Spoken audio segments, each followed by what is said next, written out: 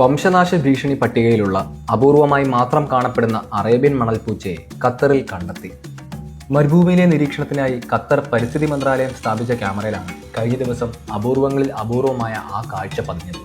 നിരീക്ഷണ ക്യാമറയിൽ പതിഞ്ഞ പൂച്ചയുടെ ചിത്രം പരിസ്ഥിതി മന്ത്രാലയം സമൂഹ മാധ്യമങ്ങളിലൂടെ പങ്കുവച്ചിരുന്നു. കാഴ്ചയിൽ വീടുകളിൽ വളർത്തുന്ന പൂച്ചയെ പോലെ തന്നെ വലിയ വലിപ്പവുമില്ല. മണൽ നിറത്തിലെ രോമങ്ങളും മങ്ങിയ കറുത്ത വരകളും പുള്ളികളുമായി ഒരു സുന്ദര രൂപം. മരുഭൂമികളിൽ മണൽപ്പൂച്ചയുടെ സാന്നിധ്യം തിരിച്ചറിയുന്നതിനായി സ്ഥാപിച്ച ക്യാമറയിലേക്കായിരുന്നു പുതിയ അതിഥി കയറിയെത്തിയത്.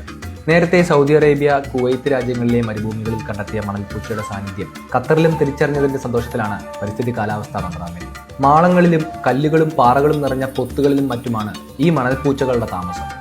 സാധാരണയായി ആഫ്രിക്കയിലെ സഹാറ മരുഭൂമി, അറേബ്യൻ ഉപദ്വീപിന്റെ ചില ഭാഗങ്ങൾ, മധ്യേഷ്യയിലെ പ്രദേശങ്ങൾ എന്നിവിടങ്ങളിൽ മാത്രമാണ് ഈ ഇനം പൂച്ചകളെ കാണാറുള്ളത്. അതികഠിനമായ ചൂടും തണുപ്പുമുള്ള മരുഭൂമികളിൽ ഇവയ്ക്ക് അനായാസം ജീവിക്കാൻ കഴിയും. കാണാൻ ഓമനയാണെങ്കിലും സ്വഭാവത്തിൽ ആളുപിശകാണെന്ന് നിരീക്ഷകർ പറയുന്നു. മനുഷ്യരോട് ഒട്ടും ഇണങ്ങാത്ത ആക്രമണ സ്വഭാവമുള്ള പൂച്ചയാണത്.